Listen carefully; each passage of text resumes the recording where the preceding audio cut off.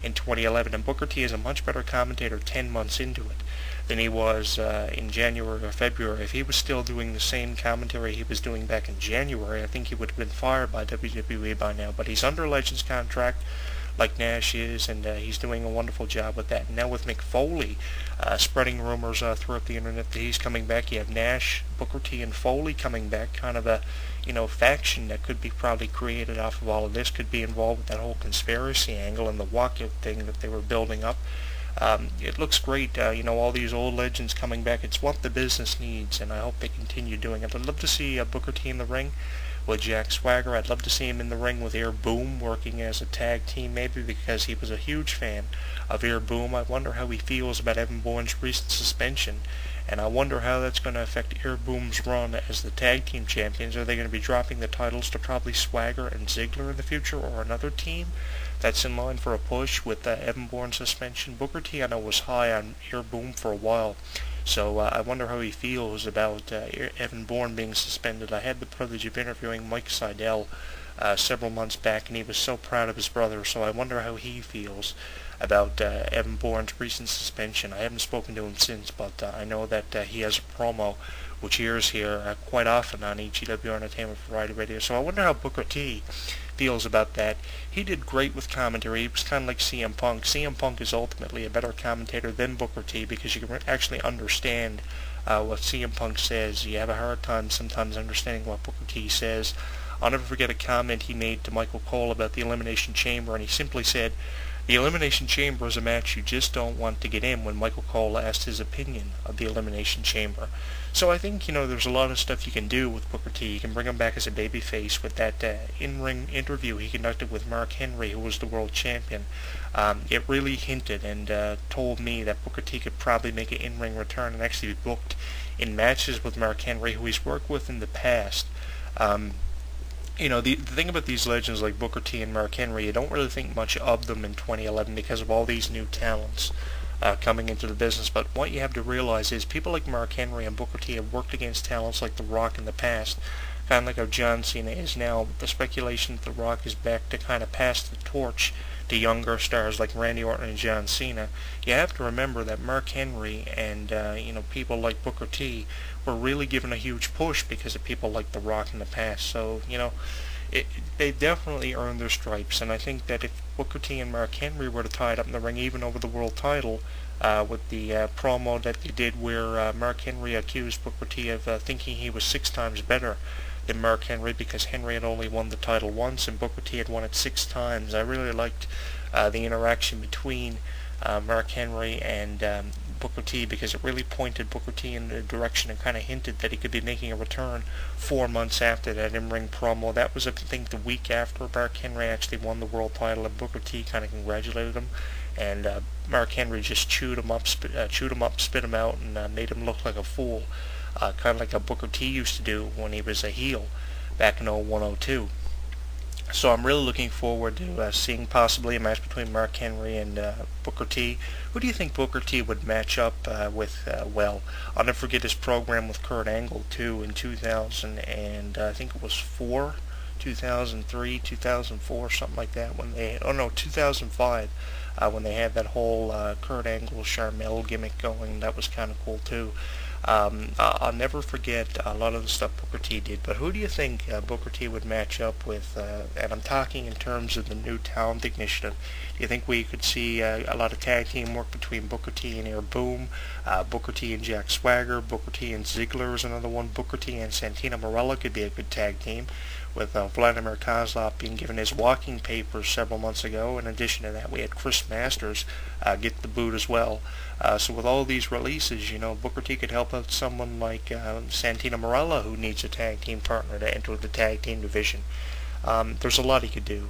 And there's a lot of new fantastic talent that Booker T hasn't had the opportunity to work with. He is a legend, and he's been involved in the business for 10 or 15 years. He's up there. He's getting up there with Mick Foley and The Rock and Stone Cold Steve Austin, who have contributed many years of their lifetime in this business, and I think it's great. As I said, I'll never forget the very first Raw match that Ric Flair gave us when he was in charge of Raw. Booker T versus Rob Van Dam, and I'll never forget the Booker T Stone Cold Steve Austin Supermarket Brawl that took place in 2001, 2002 from Bakersfield, California, I believe was the location of that. We have an audio clip that we're going to be sticking on. It's a 10-minute audio clip that I found on YouTube. It was an interview conducted from Between the Ropes with Booker T. Booker T discusses a lot about WWE and Booker T's PWU University. He gives it a lot of information about that and talks very highly of talents such as Rockstar Robbie, who we've had the privilege of interviewing here many times on HW Entertainment Variety Radio. Browse through our audio archives and our blog talk radio version of the program to find many of the Rockstar Robbie interviews we have conducted. He was a pleasure to interview. Booker T talks a lot about WWE, and he talks a lot about Booker T's PWU University, which has been put over countless times here on our radio program. Take a listen to this. I found this on YouTube the other day, and I found it quite interesting. It was an interview from Between the Ropes with Booker T. Go ahead, Gary. Hey, Book, thanks for coming on. No problem, man. Definitely. How you doing? We also got Shane on and Demetrius, our other host for the show. Okay, let's do it. Not much. We just want to thank you once again for coming on, and we're just going to jump right into it. We've had your boys from the PWA on for the last couple of weeks. We've had Rubio on, Rockstar Robbie. You've got some pretty talented people, it looks like, down there in PWA. Cool, man. Appreciate it. Definitely. And I've been checking the YouTube over for PWA's YouTube, and I've seen this big, freakish guy, Psycho Cyrus, I believe his name is. Is this guy as good as he looks? He's one of those guys that's diamond in the rough, still need a lot of work, still got a lot of rough edges, Right.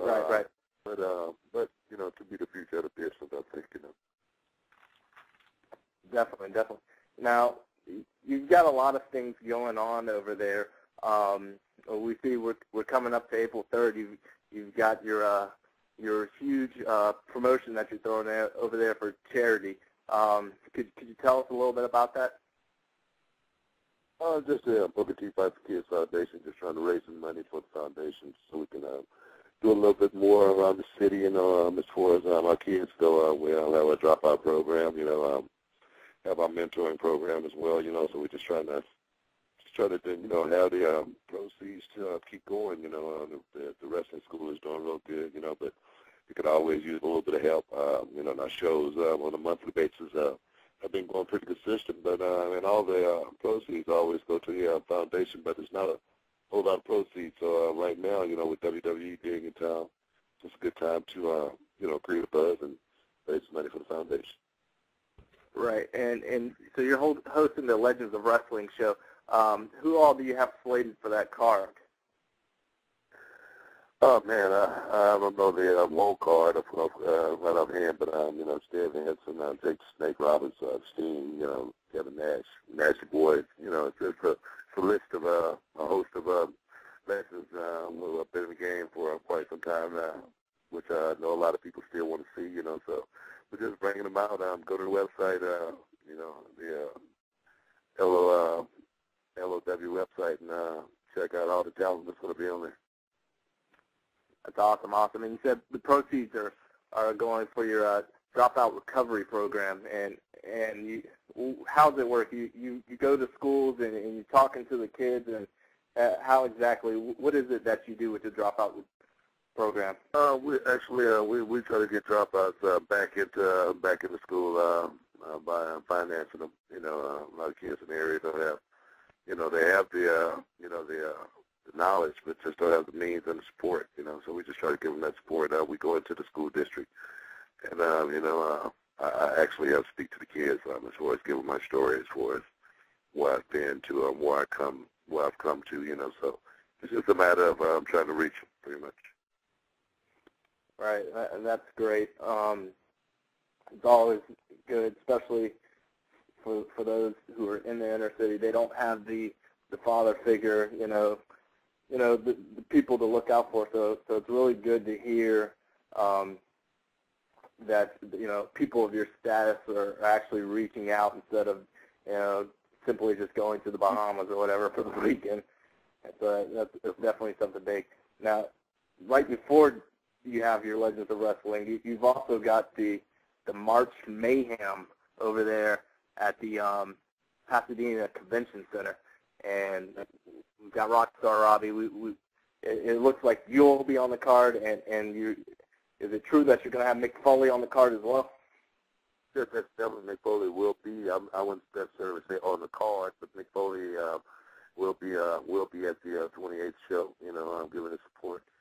And like I said, all the proceeds from that is going to be going into the Fight for Kids Foundation as well. Mick Foley is actually, giving back his the money that we're paying him. We're paying him a pretty fat salary, and he wanted to donate it back to the foundation. So it's just good to have guys, on our side who are trying to help us, help, our youth around the city.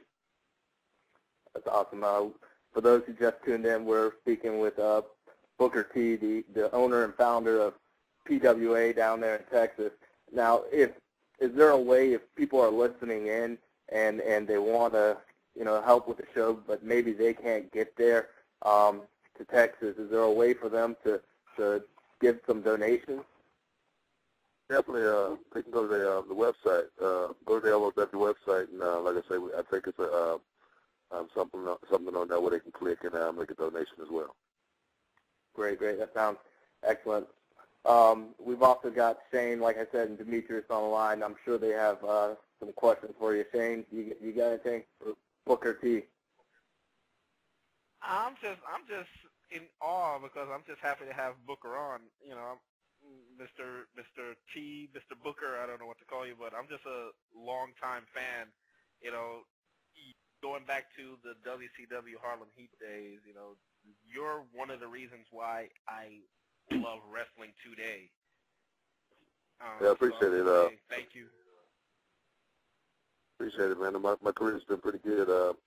19 years, 20 years will be December, and I'm still having my fans back then and still creating new fans right now today, is pretty cool, so I'm just going to keep it on, man, just still having fun. I'm in the wrestling game right now. I still feel like I'm pretty good. I'm still in pretty good shape as well, making the switch from WWE to TNA has helped me out a whole lot as well, as far as my body goes. So everything's good, man. Look forward to seeing Booker T for a little while longer. Great. Now, Shane brought something up that I've got to ask you. I've been losing sleep about this question. Where is Stevie Ray? My brother has a trucking company here in Houston.